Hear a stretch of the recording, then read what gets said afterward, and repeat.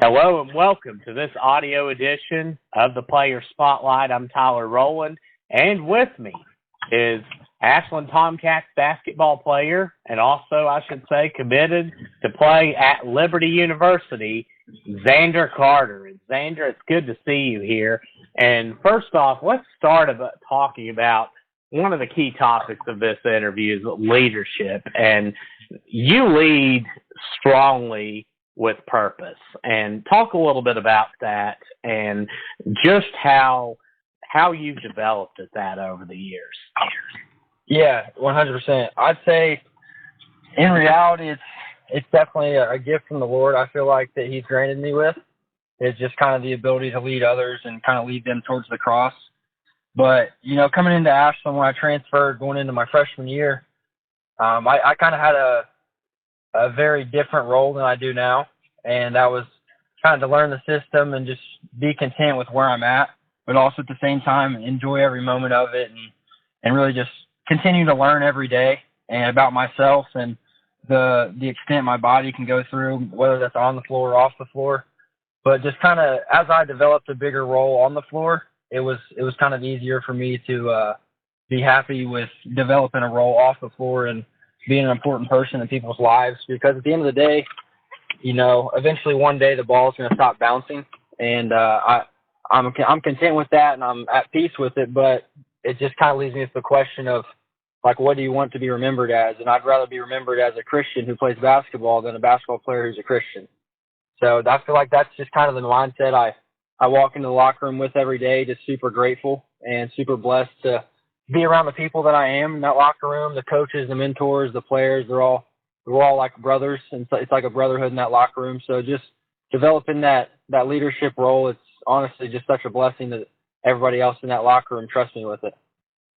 But about what is it with your leadership style that you think it is to where people look up to you? We saw it recently with the prayer rally for Tay Thomas, and talk about what you seek to do as a leader and maybe what you think makes a good leader. Yeah, honestly, the main purpose of my life is to be a servant for others. And a lot of people think like leadership is just this overbearing sense of like, you do what I say when I say it. But in reality, it's being an example first. And so if you want others around you to be good people and grateful for the moment, you have to serve them in order to kind of get their respect and things like that. So just really in our locker room and just in life, having a servant type leadership, because in reality, one of the best or the best example of a leader that anyone's ever seen is God in flesh, Jesus Christ. And He led His life by leading others to the cross, and in reality, just being a servant for others and laying down His cross and just having a sense of humility and not caring about who's watching and not caring about what other people think, but in reality, just knowing what His purpose was. And so I feel like a great leader, what really makes them a good leader is the ability just to be a servant to others. And that servant leadership is one of the strongest forms of love that we can show as people to other people. Let's talk about your season some too. I mean, you're a junior this year. You finished strong. You end up winning the 16th region, defeating two teams along the way that you had losses to in the regular season. And talk a little bit about that journey and how things changed for you during the tournament. Yeah, no, it definitely was a struggle at some points in the season. Going to Boyd County, them coming into our place, beating us 3 times in the regular season, and going down to Fleming County and losing at their place. Those were 2 really good teams, and there was a lot of hard times and hard conversations and just a lot of questions being asked throughout the locker room.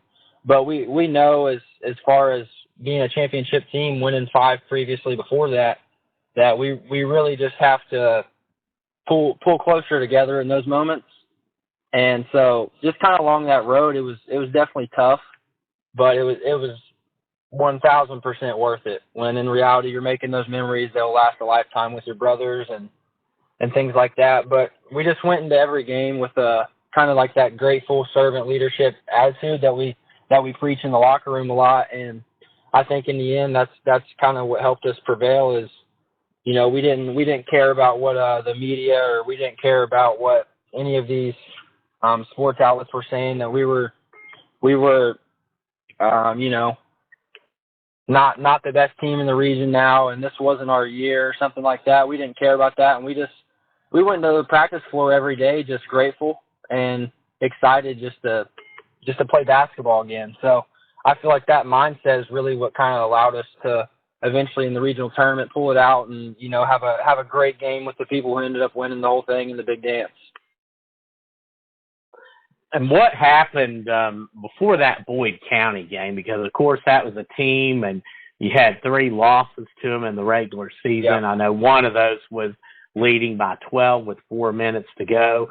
But you came in, and, I mean, hell, a team that was, gosh, one of the state's leading scoring teams, I mean, and had an incredible defensive performance against them. I think the only time they led was 2-0, and which is pretty incredible.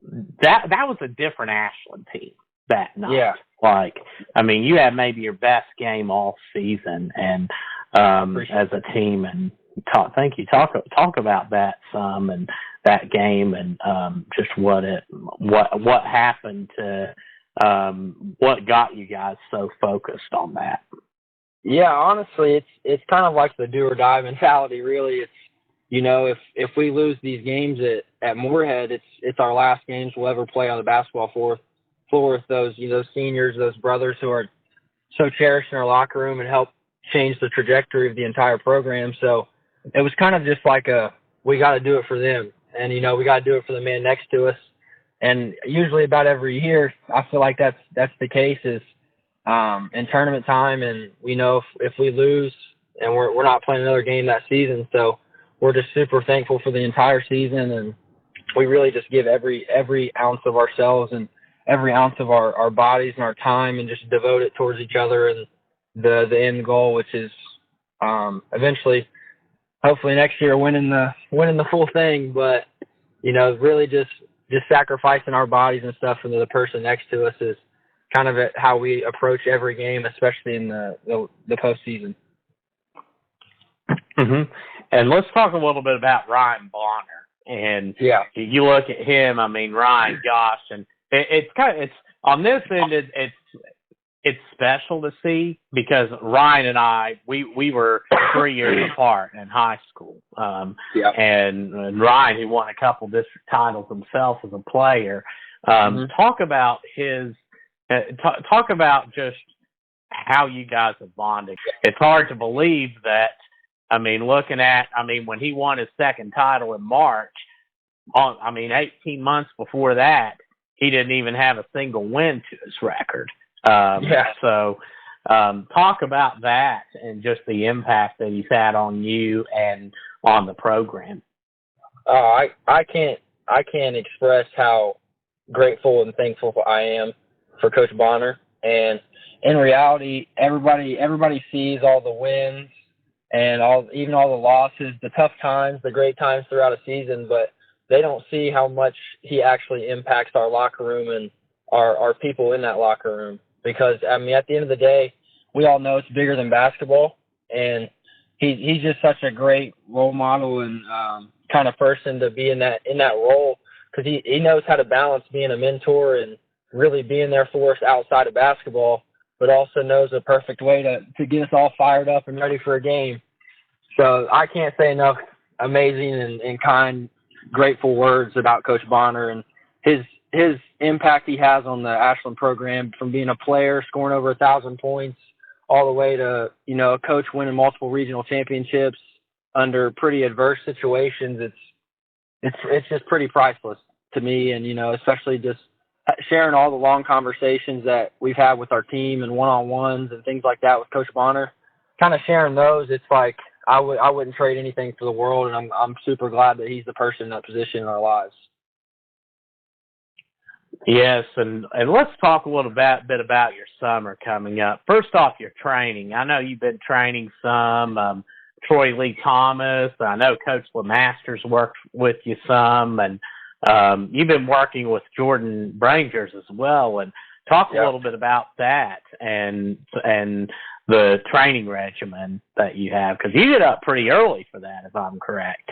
Yeah. It's some days it'll be pretty late nights in the gym and pretty early mornings, but I'm definitely glad I can do that. But on our staff alone, we have an amazing kind of skill development team. We have Coach Bonner, Coach Lee Master, Coach Tyler Dotson, Coach Troy Lee, Coach Nick Miller. We have all those guys who are amazing at skill work, and then I also get a little bit of extra work in on the sides, especially when I can with Jordan and everything. So kind of like the training regimen, I'd say with that is really just to continue to work every day and just kind of get 1% better daily. I know it's kind of a cliche thing to say, but if you're better than you were yesterday, you made some progress. And we have CrossFit and skill workouts together down at Phenom Fitness with Gerald and Cassie Faster. They're amazing. We have a great lifting program as a team, and really every guy in our locker room super bought in. And Caleb Clark, Tyson Alone, all those guys who have been there for a while.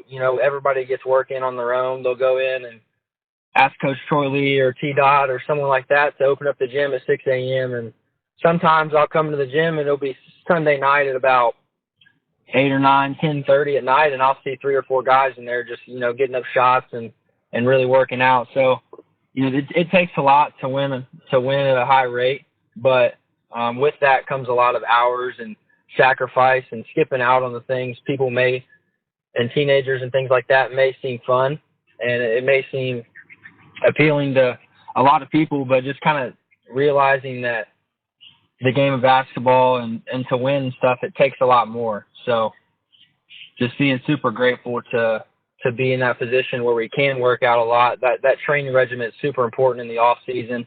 We just actually finished up a pretty hard lift with Jared and Cassie down at Phenom Fitness just a little bit ago before I got a little bit of Mo's with some family.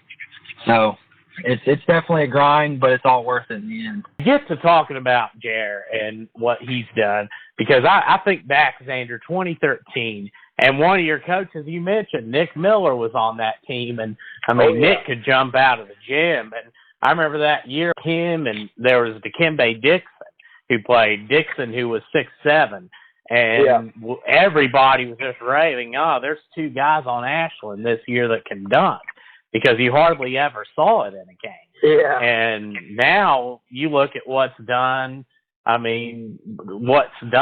since, implementing CrossFit with Jer. Talk about that and maybe what a typical session is like with him.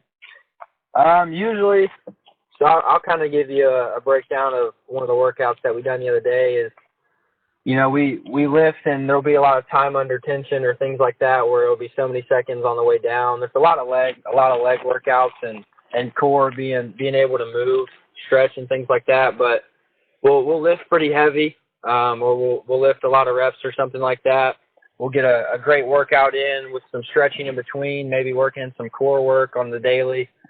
But in reality, at the gym when you're there going through it sucks pretty bad, but after when looking back, it's just a lot of great laughs and it's a lot of hard work putting in with the brothers that you love. But, Jer and Cassie have an amazing, tremendous, I can't brag on it enough, kind of weight regimen and workout routine that we go through. And we'll be in the gym with them about 3 to 5 times a week as a team. And, their gym's always open for us, even if we want to come in and just hang out with them, really. And just talk about life. They're always open for that as well. So it's just an amazing experience every time you walk in there. But as far as the lifting goes, it's not too enjoyable when you're actually doing it. Yes, and let's talk a little bit about your summer schedule coming up. First off with your AAU team, talk about that. Yeah. I play for Midwest Basketball Club out of Columbus, Ohio, and it's on the Adidas circuit. We travel a lot. I just recently got back from Omaha, Nebraska, and Birmingham, Alabama, and so it's a a lot of high level players on one team, and we go compete at the one of the best circuits in the country. And so I'm super grateful for that, and just being able to share those experiences with a lot of people who will be playing on ESPN in here a year or two. So just kind of, it's a lot of travel, a lot of high level games, a lot of late nights as well. 7, 8, 9 hour car rides getting to some tournaments, but playing on the team with those guys, it's definitely worth it for sure. One thing too is with the summer, I know we've been talking about your commitment to Liberty University, and yeah. I'm just gonna mention two names here: Richie McKay and Colin Porter. Yeah, no, it's I'd say they definitely played a big role in me committing so early and going into my sophomore year. But I mean, two great individuals. Coach McKay, I can't brag about him enough. Honestly, he's a great man who really cares about me as a person rather than what I can bring to the organization. Although he definitely looked into that a lot, but he looked into my character more than anything before offered me a scholarship to play there. And so I knew, kind of being around those people and people like that is who I want to surround myself with for, the next few years after high school. And it was kind of a no-brainer to me, especially through a lot of prayer and just sitting in the presence of the Lord on what he wanted me to do with my life. And it was definitely be around those amazing people at Liberty University. Mm-hmm. And you became the all-time leading scorer this season for the Ashland Tomcats. And talk a little bit about that, just what that meant to you. I mean, the last time that happened was, I believe, 1994 when Marty Thomas, of course, one of the all-time greats, Marty, who's now still contributes heavily in the region at Raceland. And talk about just what that meant to you this season. It meant everything. It was an amazing night, you could say, and playing J-Town and getting on that right-hand layup. I definitely won't ever forget that. But, there was a lot of people previously, about the week before, who kind of realized I was going to break that record, and they would always ask me about it, and I'm like, I always just hit them with the phrase like, man, it's bigger than basketball. I'll be fine. I don't care too much. But after I done it, it kind of set in. I had nothing but being thankful for it. And looking back on it, hopefully one day when I come back to Ashland with my kids and they're playing there and stuff like that, they'll be like, oh man, that's Dad's record. So hopefully that's an experience that I can have later on with my family. Let's discuss the team. I know we're awful early on it, but of course you got people making predictions the day after the tournament. Talk a little bit about the team coming back next season, because there's a lot of pieces. Coming back, I'm sure you're excited about. Yeah, I'm super excited. We have a lot of pieces, and it's a lot of multi-sport athletes. Previously in our years before, when it'd be me, Colin, Cole, Selly, Rhino, guys like that, we'd have our full team by late May, really. But we have a lot of multi-sport athletes that are going to be coming back. They're going to be huge pieces. Braxton Jennings, he started for us. Cameron Davis, he started for us. But even coming back like Tyson Malone, Caleb Clark, all those guys, I'm super excited to see what the Lord can do with them throughout this season. And I'm just super excited to, eventually get back on the floor with my brothers and things like that. We have a lot of young pieces. There's a lot of 8th graders that are going to be freshmen who are working out with us at CrossFit and who are getting those reps in daily with us with our skill development and everything. So I can't wait to see what our weight and skill program does with those guys over the next few years, and really just the experience that they'll get in this locker room with our senior leadership and our upperclassmen who have been in the system for a while. I can't wait to see how they develop and grow and all the things they go through, and just kind of leaning on us for some advice. But coming back next year, we still have the same goal, and that's to obviously win the big dance, but there's a lot of things we have to do to get there. And so that's off-season regiment, that we've kind of talked about and discussed on a little bit is definitely a major part in that. We have a lot of major key roles returning.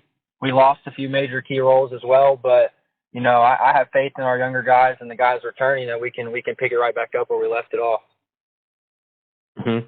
Yes, and those three seniors, you look on the team, James, Nate, Asher, and, of course, James, who recently committed to play at the collegiate level, and Nate and Asher, of course, Asher going to center, and Nate's going to continue from an academic standpoint. He's going to have the opportunity at Marshall. He's going to go there for academics, and three special guys. And gosh, I know that was a tough one against Lyon County, but I mean, you guys sure put together a nice run at the end of the year to send those three off in style. Those seniors that we lost this year, they are huge, important roles in my life, even off the basketball floor. They were definitely huge roles on the basketball floor as well. I can't wait to just see what they go do in life, and obviously being there for them and keeping in touch while doing so. But I can't wait to see what Asher does at center with football, what James does with basketball at the end of the day. Nate, Reggie, Landon. I can't wait to see what all those guys do, and I'm super grateful that that they were people in my life and in that locker room last year. But it's a blessing to have those guys in the locker room who you'll be best friends with for the rest of your life. Zander, I know that, one of the real blessings on this team, you can't say enough good things about Luke Mays. And, heck yeah. He's a heck of a dude to have as a manager. Luke, who also is 1-0 all time as the head coach of the Ashland Tomcats. And I know that you recently got to be a part of the Special Olympics event at Blazer, and talk about that and just the rewarding feeling of it.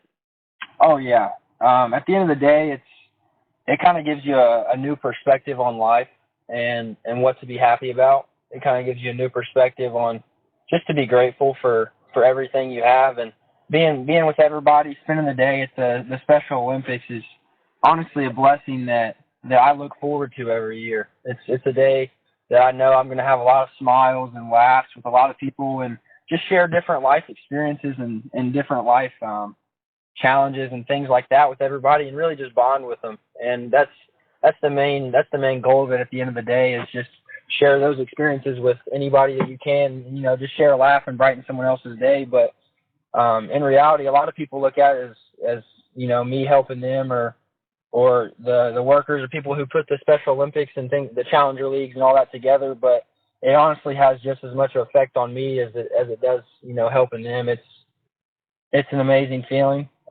being in that position to help them. But in reality, it's just, I'm so grateful that, I can even be in that position to help them. And they've affected my life probably more than I can ever even think about affecting theirs. And what would be something at school this year that happened? Maybe a neat academic accomplishment you had, or maybe a career path you found that was interesting. Talk a little bit about your school year and something you learned. Yeah, it definitely being at Ashland was it's an academic responsibility as well. There's a lot of college classes that you kind of have to study for and things like that. There's some late nights you'll be up on when you have a game the next morning studying for, college business test or a college algebra or something like that.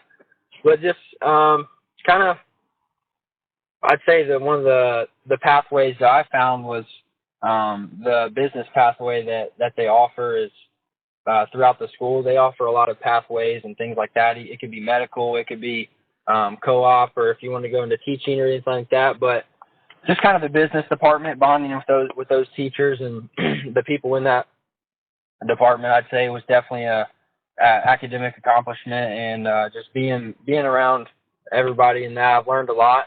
And I think I took 3 business classes so far that are dual credit college and high school.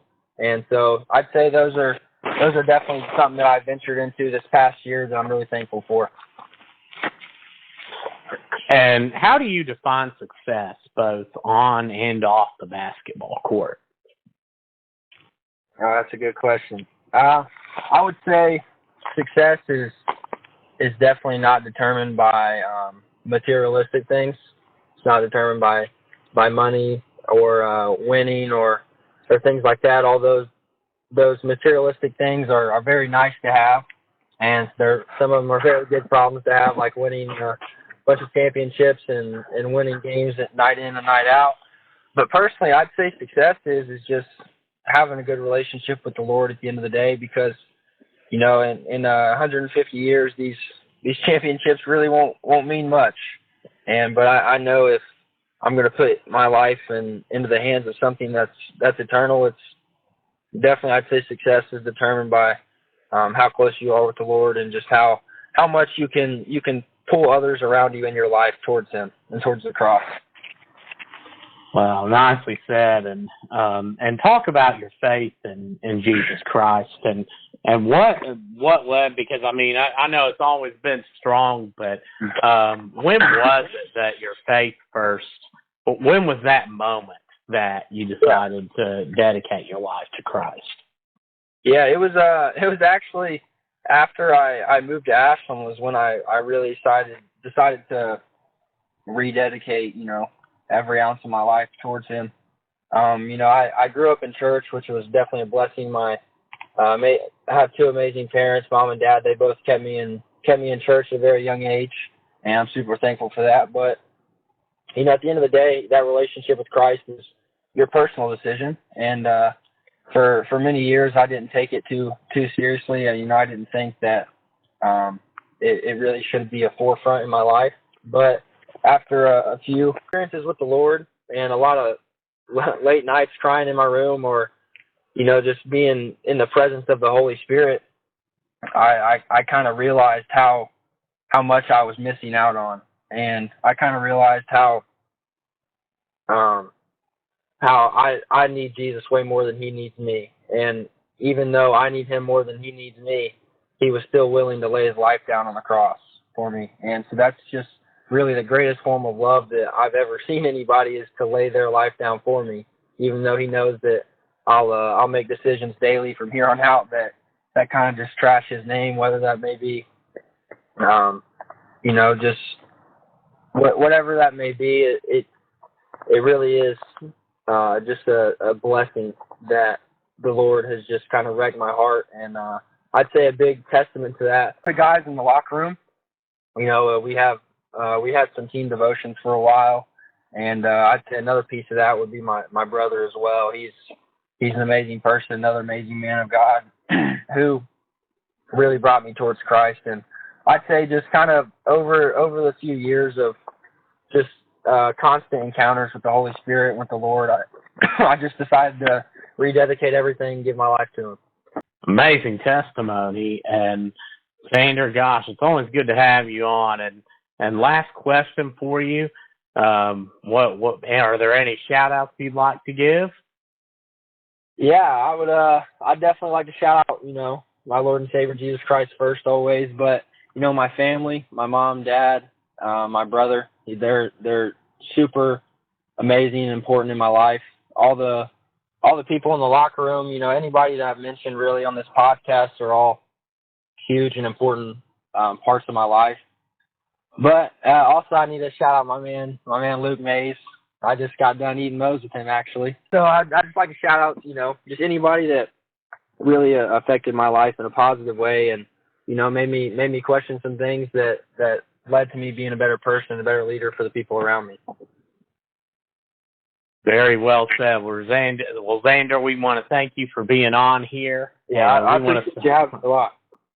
Oh, thank you, brother. Always a joy. And we want to say thank you for tuning in and watching. And we want to say stay tuned, as we'll have plenty of interviews here on this audio edition of the Player Spotlight. We want to say God bless you. Thank you for watching, and we will see you soon. Good night, Sounds everybody. good.